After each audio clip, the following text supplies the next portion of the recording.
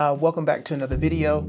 Today what I want to do is go through a case study of a couple who is 62 and 57 years old that would like to retire at age 65. And what we're going to do is we're going to go into the software and peel back the layers and see exactly how much money can they spend in retirement, what are the activities that they can enjoy, and take a overall look at their full retirement picture as far as their assets and everything else is concerned. So come on over, let's go over into Right Capital here. So as we come into Right Capital, what we can see is we got John and we have Jane. John, who's 62 years old and is looking to retire at age 65. And Jane is a few years younger than John, and she's currently 57. And likely she'll be retiring at age 62. So now let's take a look at their net worth. They have about $1.6 million in total assets, and they have money in the bank, have some credit card debt, they have investments, they have a joint annuity account where they have about $150,000 in there, they have a brokerage account, John and Jane's 401k balances respectively here. They have a joint IRA of about $147,000. and Jane's IRA of about $200,000, a little over $200,000. They also have some money left on their, or they have some debt left on their mortgage of about $120,000. Their current home value is $500,000 or about $500,000. They also have some personal insurance in place as well. But now let's focus on their goals. Because that's what this is really all about. We want to focus on their goals so they can see exactly what can they do and if they need to make some adjustments along the way. And what we'll do now is we'll just go into the goals and see, well, before we go into the goals, what I want to do is go back for a quick second because I want to highlight this blueprint area within Right Capital. Every time I sit down and talk with someone about their retirement picture, one of the things that they say is that they love this blueprint because the blueprint is maybe the first time that they've actually got a visual of their actual finances all in one consolidated picture so they can see who contributed what. So John, these are the things that he's responsible for or that he's bringing to the table as far as their overall net worth is concerned. Then these are the things that they jointly have together. They both have, joint checking, joint investment account, the brokerage account, IRAs. And then here's what Jane is contributing to the overall retirement picture, her 401k and her traditional IRA. This is a really cool picture because it gives you one concise picture to kind of refer to, even when it comes to their goals, as well as their income sources. All of this is captured right here in this one blueprint. So it's a very clean picture that the client gets. So now let's take a look at their goals.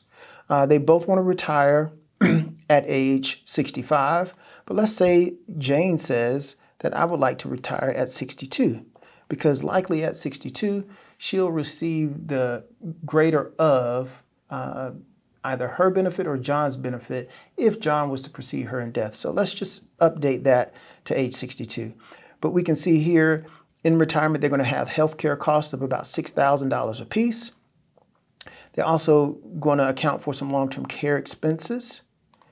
When we're accounting for long-term care, it's very important to make sure you're considering in-home care if that's what you decide. In this case, we're going to assume that they're going to, they have a desire to have in-home care. So what we're going to do is we're going to assume the national average for in-home care. Now, this amount may vary depending on where you are and how much professionals in your area are charging for their services.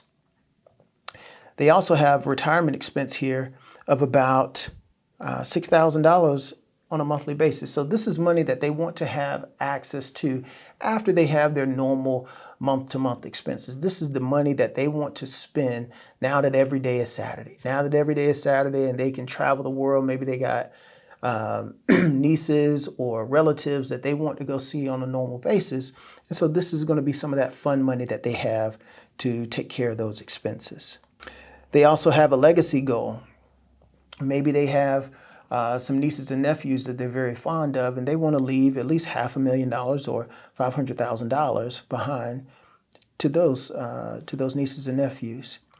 One of the things that's often overlooked is home improvements. Maybe you have a 30-year-old home and it's paid off, which is great, but what retirees don't sometimes account for is the amount of expenses that it will take to maintain a 30-year home, whether that's a new roof, whether that's new windows because you haven't updated in a while, or maybe you need to make some improvements on the inside of the house to upfit it based on you aging into your home in retirement.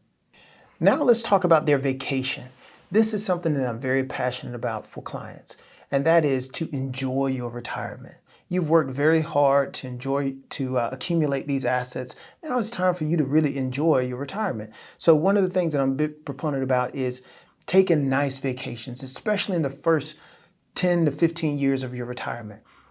You have 3 phases of retirement. You got your go-go years, your slow-go years, and your no-go years.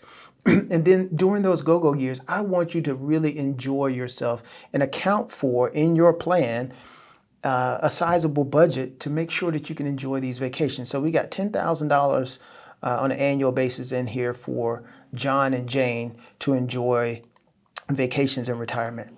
We also are going to account for Jane wanting to have a one-time expense for a car of about $35,000, and this will likely be Jane's last time buying a car within her lifetime, because again, you got those no slow-go and no-go years, and she probably won't be driving as much past age 75, 80 or so. So now what we want to do is we want to look at the current income sources as well as the income sources that they may have in retirement. So what we find here is we got John's salary of $150,000.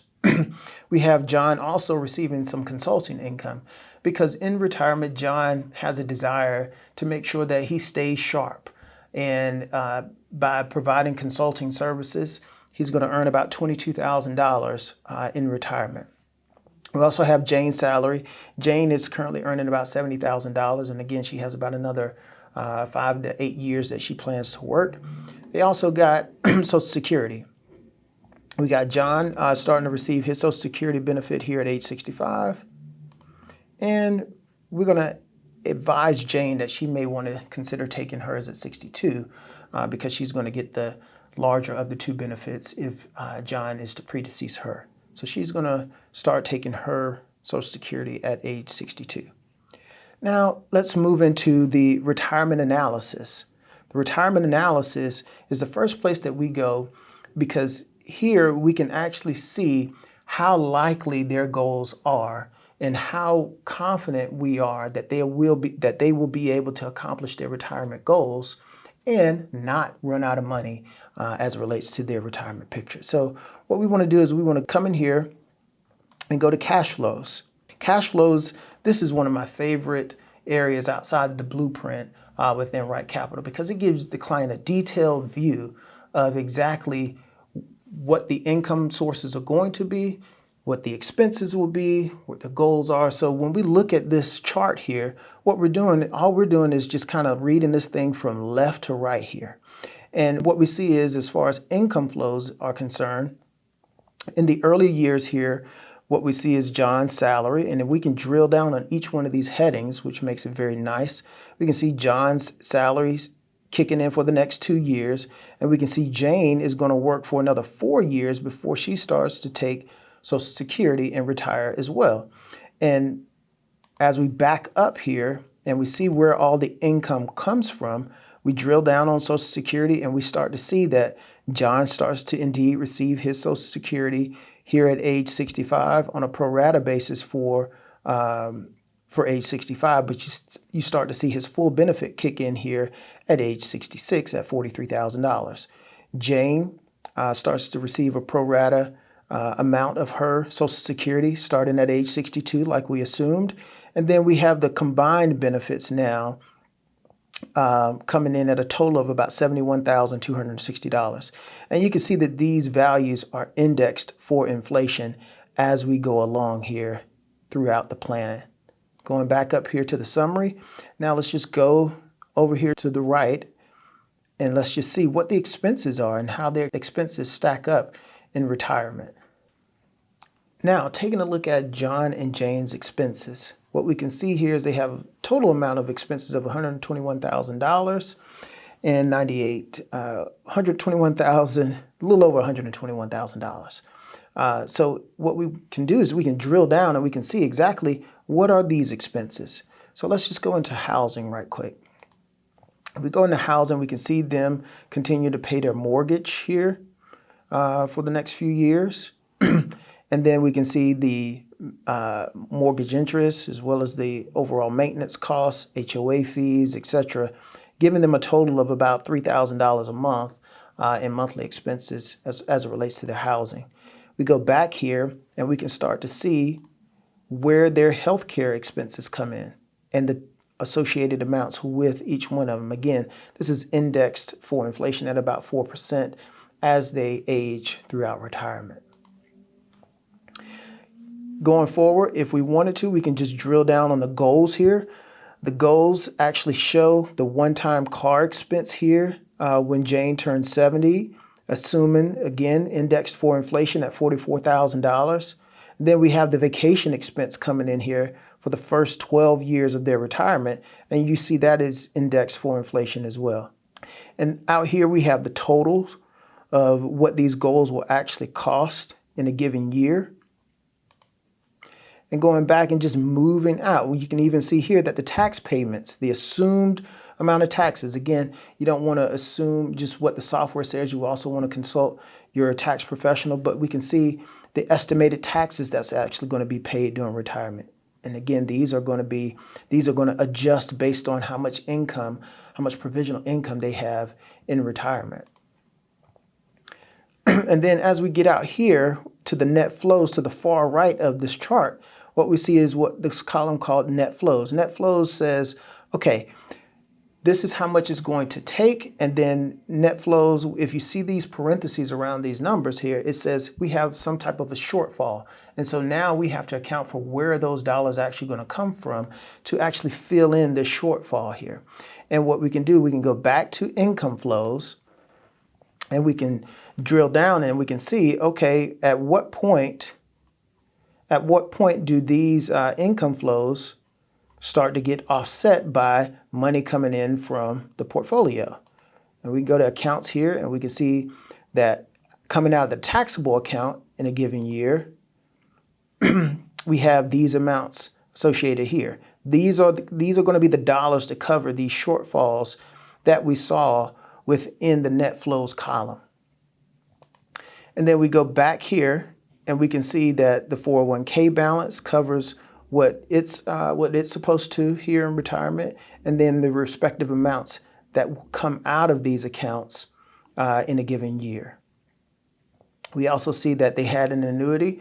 What we'll see here in a little bit is when we go to toggle or just account for different scenarios, what we'll be able to see is that we can maybe turn that into an income stream, and now they have more income to spend in retirement. But that's the retirement analysis piece as well as the expenses. Now let's go to the actual retirement analysis portion here, and let's talk about how we can stress test this to say, okay, hey, if we made some adjustments, if we made key adjustments, how does that affect their retirement picture? Because what we can see here is in the current plan, based on what they're currently doing right now, how they save money in their 401ks and IRAs, they have about a 75% probability of success. What we call this is a Monte Carlo analysis.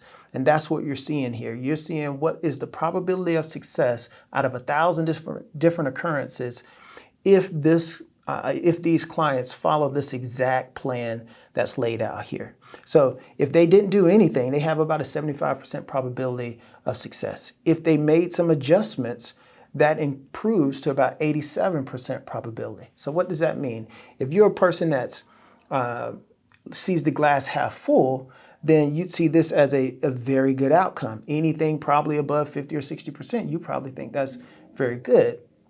On the flip side, someone who doesn't see a very high percentage here, they may think the opposite. And that's the point in having a relationship with a professional to go through these different scenarios. So in addition to the retirement analysis, one of the things a client might want to know is how stable is this income in retirement, and what percentage of it is stable, and also where is the income actually coming from in retirement. This is another cool feature about Right Capital. We can drill down in here and see the income sources of the proposed plan and see exactly where the dollars are coming from to support their income in retirement. So we can see if we just hover over these, we got all of this income coming from Social Security highlighted in this purple type of color here. Then if we hover over the savings withdrawal, this is money coming out of the retirement accounts or investment accounts. And you can see exactly how much these bars actually vary in the amount in which this income comes out. And you can see the respective amounts that's actually going to come out of these respective accounts as well. One of the things that we can do as well is we can come in here, we can just play around and say, okay, if we did X, how does that affect the overall plan? And so we can come in here and we can go back to the probability of success and we can say, well, hey, what if they wanted to spend an extra $1,000 in a given year or so? We can say, and we played around with this and we said, let's say they wanted to spend $7,000 instead of $6,000, if I can ever type correctly. And we refresh this and then we can see, how does that affect the plan? We can see that spending an extra $1,000 would have a pretty significant impact on the plan in terms of overall percentage. Still not in a dangerous state, but it's not as high of a percentage in terms of the Monte Carlo as what we would probably like. So if we just switch this back to $6,000, we can see that it gives us back the high probability of 87% of being successful. But this is a great way that the tool allows the client to run different scenarios or different what ifs if need be. And so we're never boxed into any one strategy or any one way of thinking about their retirement. Hopefully you found this video helpful, and if you're someone that needs clarity to your retirement picture and would like to help a professional, please contact me at admin@scipiofinancial.com, and we'd love to have a conversation with you for no obligation free consultation.